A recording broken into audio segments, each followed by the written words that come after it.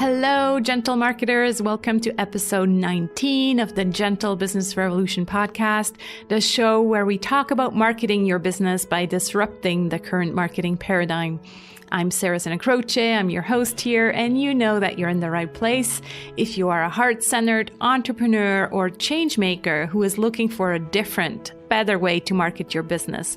Or you are an entrepreneur or intrapreneur who is just simply tired of the traditional marketing model and are ready for a paradigm shift.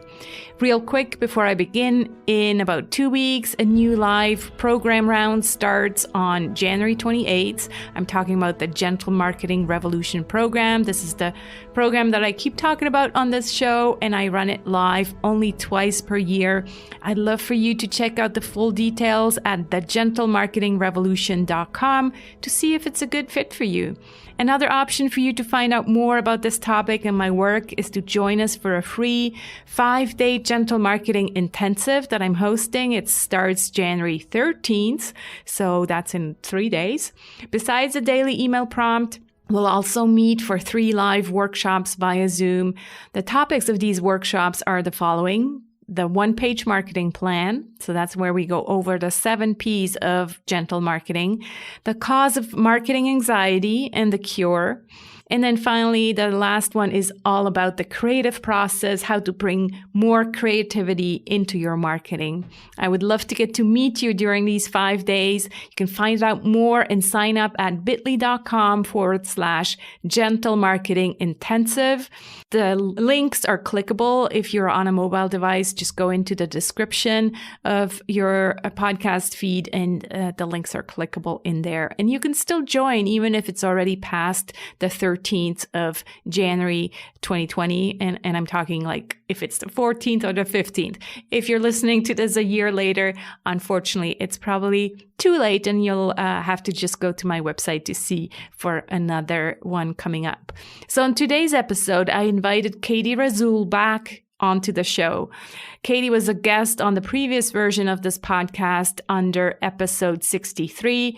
So if you want to listen to that, sarahsanacroce.com/episode 63.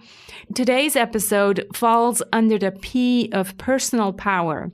And if you don't know what I'm talking about because you're new here, you can download your one-page marketing plan with the gentle marketing version of the 7 P's of marketing at sarahsanacroce.com/one-page.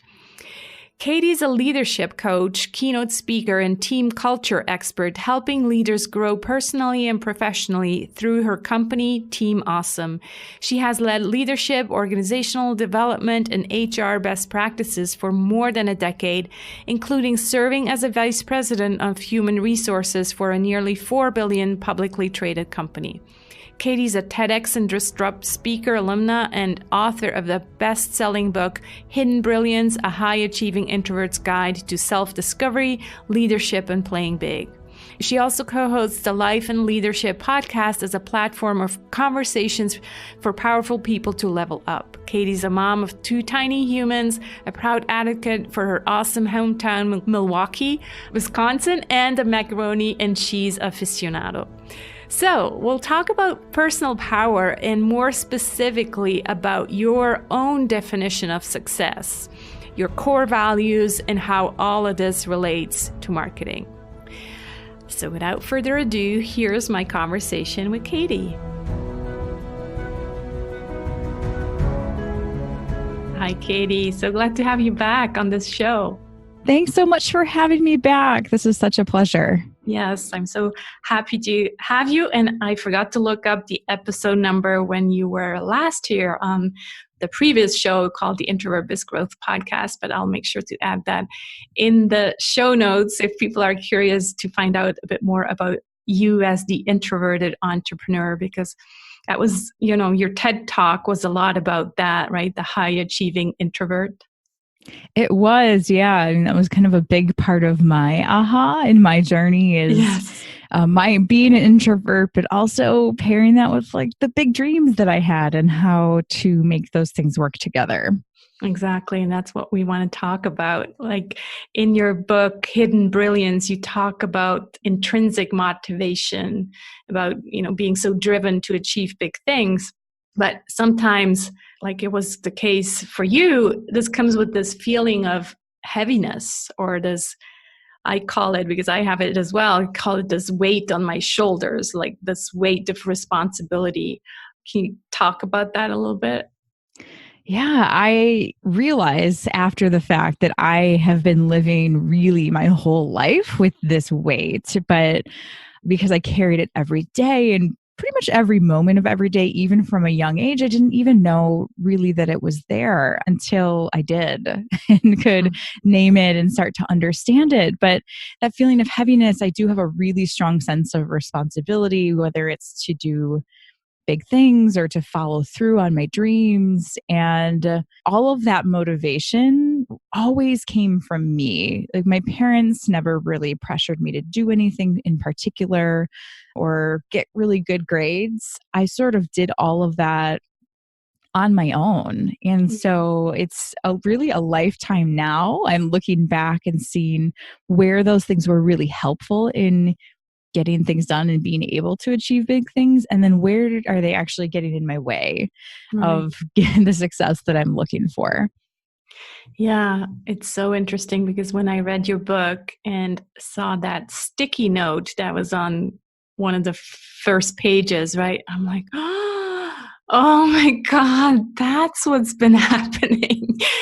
So tell us about your sticky note. Yeah. So a little backstory. I had started my own business. It had been about 6 months since I left my corporate role, and everything seemed to be going well, other than the fact like, oh, I'll have, my business ready and I'll be making money and it'll be all, taking off in about 3 months, right? No big deal. That seems about right. And over the course of time, I started to notice this weight and this heaviness and this stress level. And pretty quickly, it escalated to be something that was just this overwhelming sense of weight. And I grabbed a sticky note and I wrote down this sentence. Didn't know what it meant at the time, but I wrote it down and I wrote, I am being crushed by the rising expectations for greatness because I don't have anyone holding me back anymore. And I just looked at it like, well, great. What the hell does that mean? And I have to unpack that. But for me, it's all me now. No one is stunting my potential, which is great. And no one is stunting my potential. So now I have to live into it. And that feels really big and scary. And my expectations were always really unrealistic for myself. So I no longer had a ceiling for my expectations or a boss who acted as a sounding board that was telling me something was good enough. So now as an entrepreneur, I would just keep working on something and working towards I don't know what, but there was no ceiling anymore because I was not a good litmus test of expectations for myself. So that's why I was feeling so crushed. And I wrote the sticky note down and then spent a good amount of time in coaching and self-reflection to really unpack that. Is that when you started writing the book as well?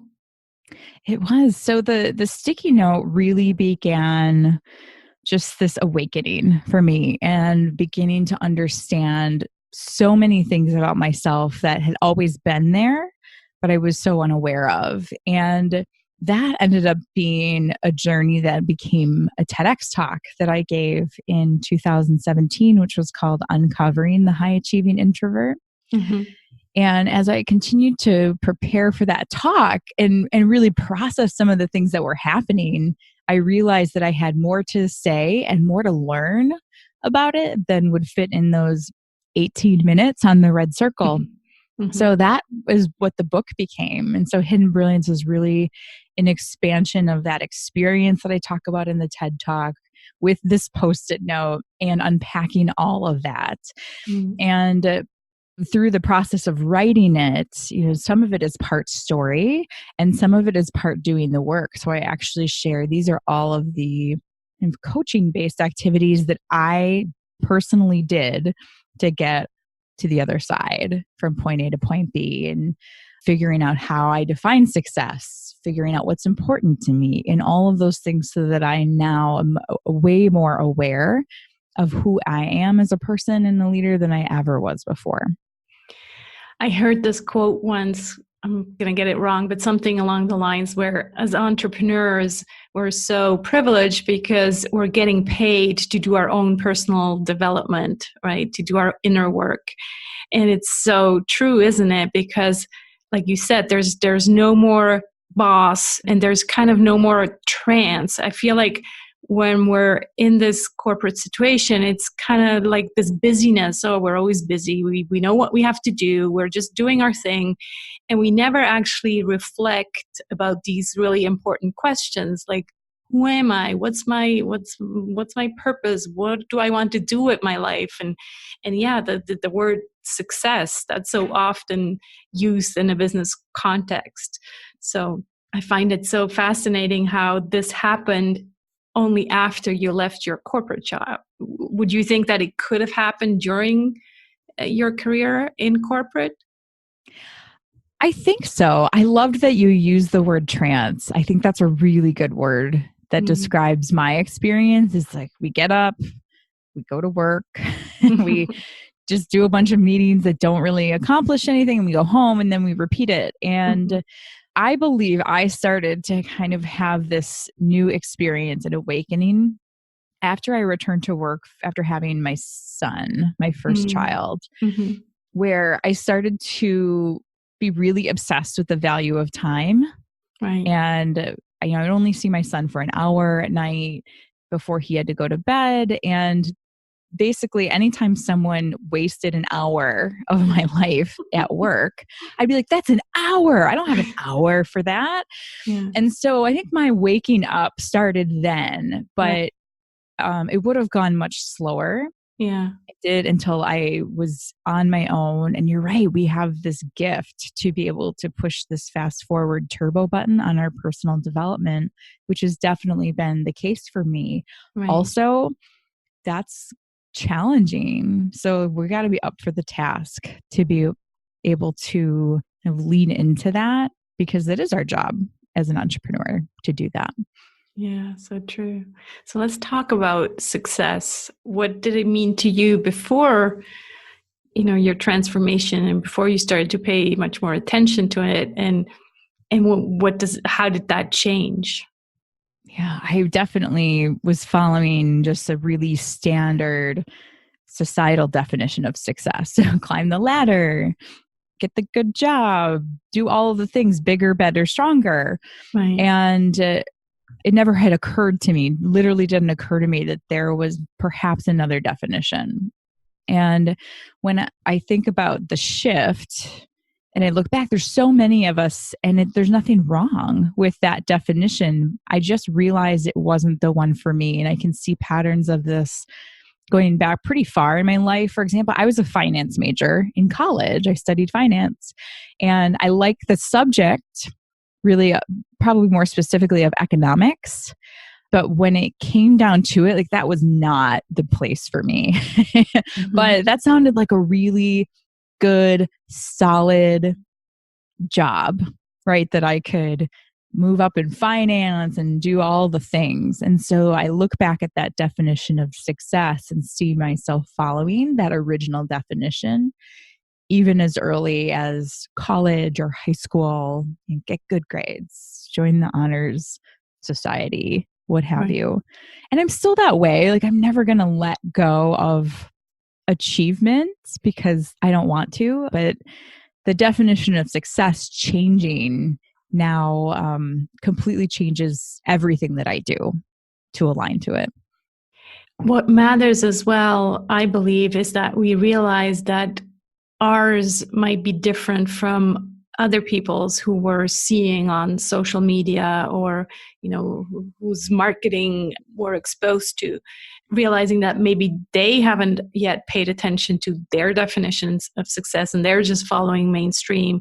And so once we pay attention to our own definition of success, we actually kind of get to create a little bit of distance and say, oh, that's great for them that they're doing this, but it's different for me. That's not what I want for this book or this program or whatever.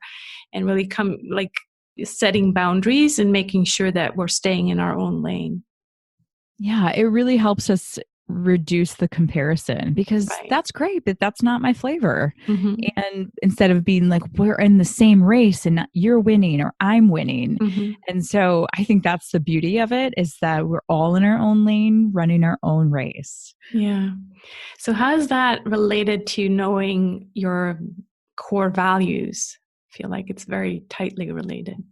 Oh, it really is. I mean, I think about, as I've come to really understand about myself, every time I've ever felt icky about something in my heart or my gut, my body, I can always trace it back to where I am out of alignment with my values, always. And when I was working towards someone else's definition of success, the joy was so fleeting because I was usually out of alignment with my values somewhere along the way. And now, like my definition of success now, which is very different from the original one, it would be success would be creating something that alters the course of the world for the better. Mm-hmm. And so that, when I hear that, feels like at peace with all of the things, my values, my body can just feel at peace with that. And I think that that's a really good indicator for me. When I feel icky, I know it's attached to my values, and I have to reverse engineer a little bit and say, what am I missing? What am I not aligned with? And how do I make sure that I'm on the path and that I'm following that definition of success? Because if I'm not, I can usually feel some indicator, in my body if I pay attention to it. Yeah. And I think I can't remember the number, but it's a huge number of decisions, daily decisions we have to make. And every time we basically have to remember our values and say, this or this, which one is aligned with my values, right? The minute you go wrong, you send an email with, the wrong headline or a sleazy approach, then it just doesn't feel good because you didn't actually pay attention to your core values. And I think it's a lot of work to always pay attention to it, actually, because we are taking so many decisions. But I think it really helps to do that work. And actually, so many people talk about values, but often values are kind of misunderstood, and people just say, oh yeah, I value family, or it's usually the family that comes up first.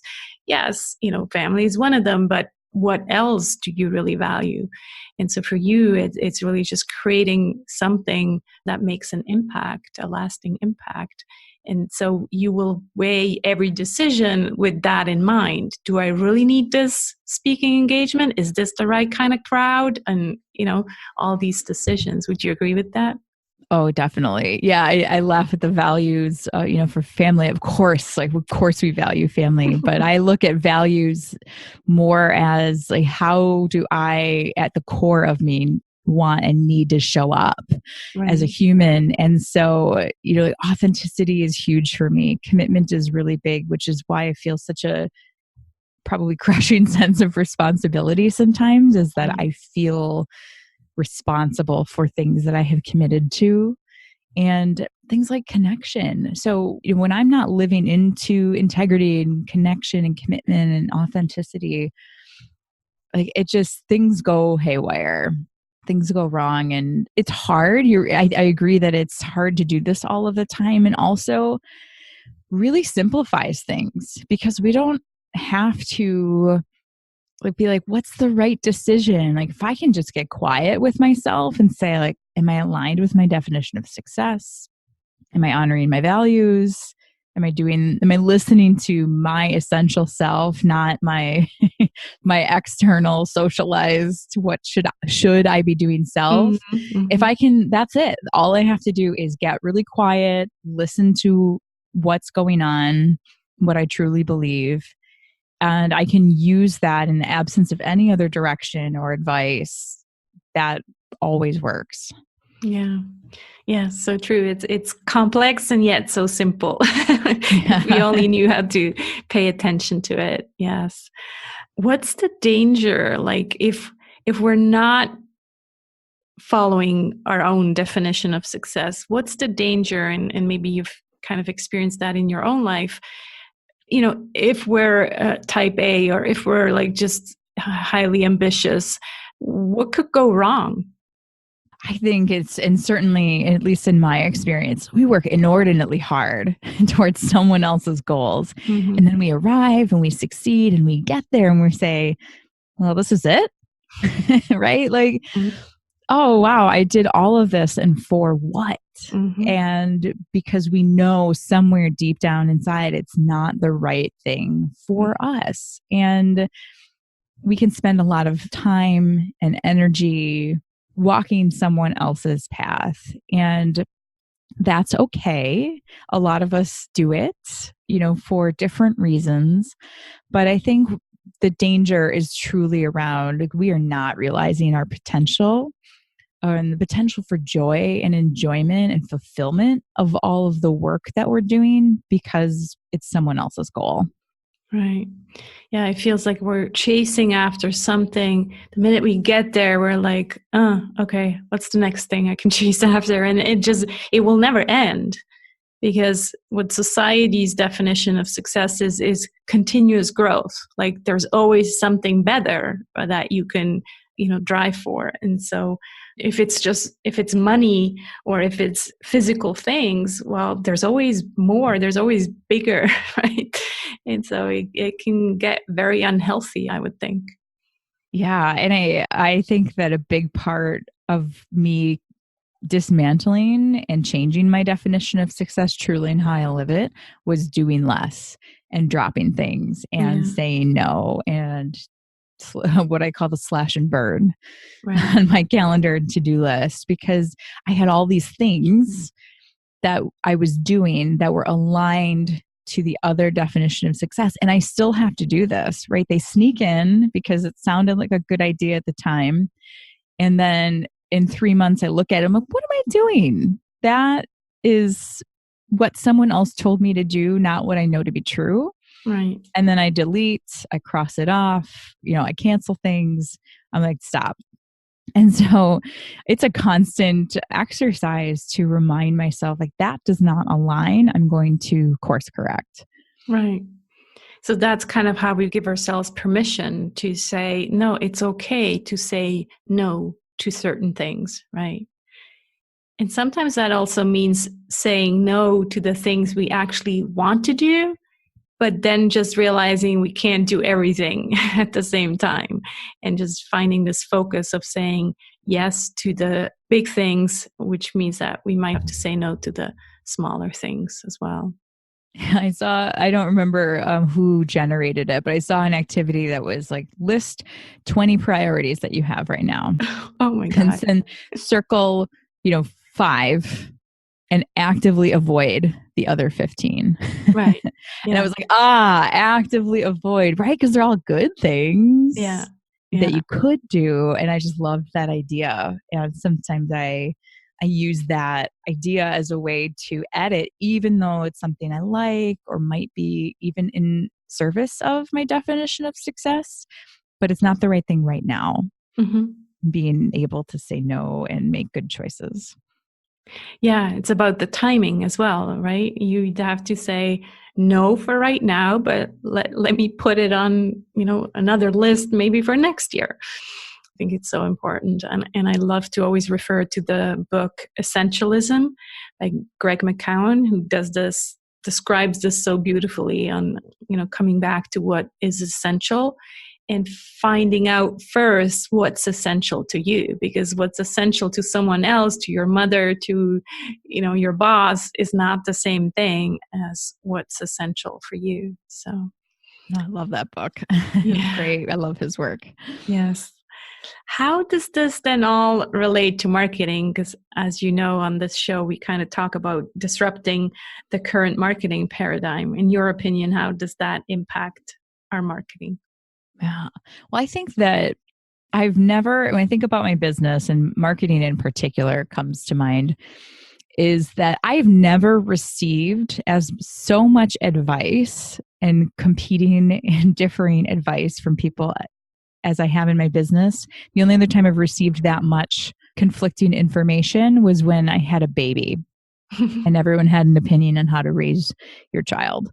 Right. And so it's very similar in that way. And I think marketing is a big part of that. When I think of like how I I can't tell you how much money I've spent or time that I've spent doing things that were not properly aligned to my definition of success and what I know to be true about my brand, my business.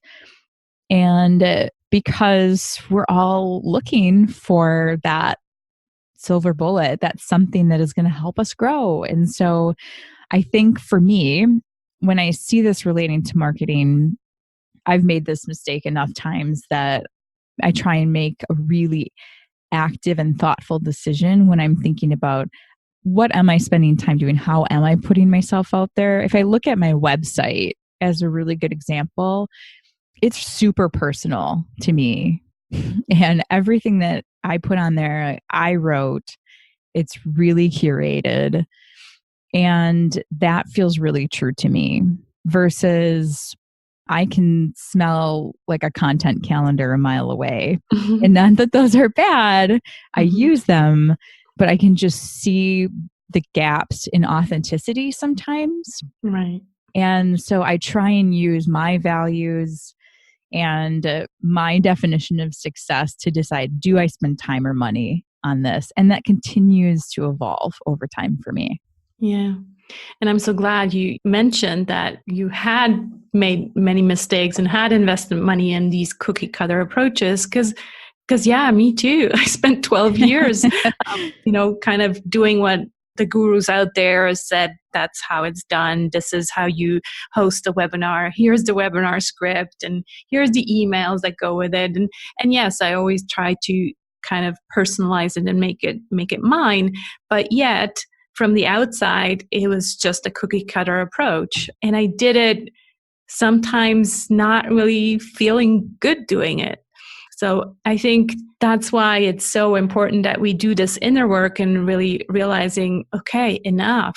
I'm a big girl now. I can give myself permission to do it my way, to do certain things, continue them, but with my own approach, with my own priorities, and then also stop doing other things where we feel like, yeah, we have to have a content calendar because everybody says you have to, or you have to have a Facebook page. No, you don't. Actually, you don't. You don't even, I'm all about LinkedIn. You don't have to have a LinkedIn profile, That's not where you feel you're comfortable. Then no, find what works for you. I think that's so important, is that we really, again, go start with ourselves and then figure out, well, what works for me so that it really feels authentic. Because whenever it does not work for you, it's not aligned with your values, then it will never feel authentic. It's so true. And every time I do it, it doesn't work. No. And more importantly, this is the litmus test for me, is that I don't feel good about it. Like the whole point of doing this is to enjoy it.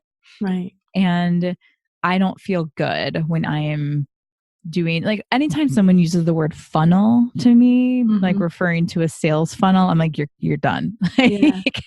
I know that's important and I work to create relationships, but like I can tell you and I are not going to be aligned on how we're going to view this if you use the word funnel. And just, I think that when I know that not everyone necessarily likes to be marketed to in the way that I do. And sometimes I go, oh, well, maybe I could be more assertive here because I'm not naturally very much that way. And I don't like to be marketed to in an assertive way. And then I think about maybe that would work. And I was like, nope, don't do it. That's not who you are. And it means that sometimes things are a longer cycle for me, and that seeds that I plant a long time ago come to fruition later, but they do come to fruition. Right. And I've really learned that staying true to that is the only way that it works for me, and in a way that I feel like I'm having a good time as a business owner.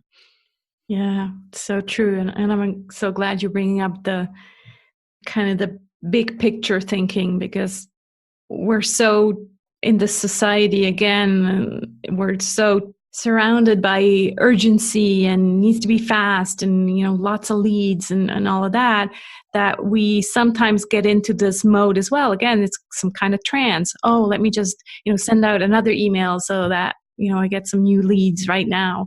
Instead, step back and say, what's my mission? What are my values? And what's the long-term big picture? And then doing things right and building relationships instead of leads. Right? Exactly. Yeah. I think that taking the long road, taking a bigger picture of everything that's happening is a great way to see how these things fit together and doesn't feel so reactionary. Right. Yeah. This has been great. Thank you so much for this conversation, Katie. I have one more question. And another thing that comes up in your book is this idea of not feeling enough, right? How is the definition of success and not feeling enough related? Yeah. I mean, I'm sure many of us can understand what that feels like. And if you don't, there was a long time that I didn't really understand that probably much of my day I'm feeding myself unconscious messages about not feeling enough. I think that's really normal human responses. But anytime I don't feel enough, what I know now is that I am in danger of following other people's definition of success. Like in the absence of knowing my true self and my true values and needs, I borrow someone else's. And it's like borrowing someone else's sweater, and all of a sudden the sleeves are too long and the material's itchy. Like it's not the right thing. And so I recognize that when I'm going off track, then I can kind of think backwards and say, where is that coming from? And it can usually lead back to some message. I don't even realize that I'm telling myself that I have to do more. It's not enough. I'm not enough. I need to, add more slides. I need to make my handout more exciting. And those are moments when I'm like, okay, what is my goal here? It is not to have a good handout. It is to change people's lives. And so where can I best use my time? Where can I give myself the permission to stop, that it is enough? And so I think that those are very closely tied together, and allowing myself to feel and understand what's happening in my body as a reaction helps me find the trail back to where I'm telling myself that I'm not enough. So it's a really helpful way for me to dismantle some of those thoughts, bring them into the light, and give myself the permission to be enough as it is. Right. What helps me is reminding myself that I don't have to prove anything to anybody. This word proving for me is kind of like comes with a lot of baggage. And I think I don't know exactly who I was trying to prove something this last decade, but it's definitely something that I'm glad I can say that I no longer feel like I need to prove anything to anybody. And it feels like that's what you're doing as well. It's just saying, okay, enough. I'm enough, and what I'm doing is enough. Yeah. Yeah. And just bringing it into the light is the first step Yeah. of being able to do that. Yeah. Sometimes showing up is enough, right? In marketing, I always say showing up is enough. Yeah. Thank you so much, Katie. This was wonderful. Could you share people where they can find you and talk about your book? Sure. Yeah. My book is on Amazon, so you can find it there. It's called Hidden Brilliance, a High-Achieving Introvert's Guide to Self-Discovery, Leadership, and Playing Big.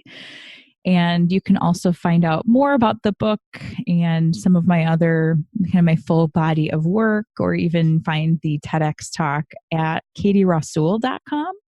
You can see kind of all the different avenues of work that I have at that website.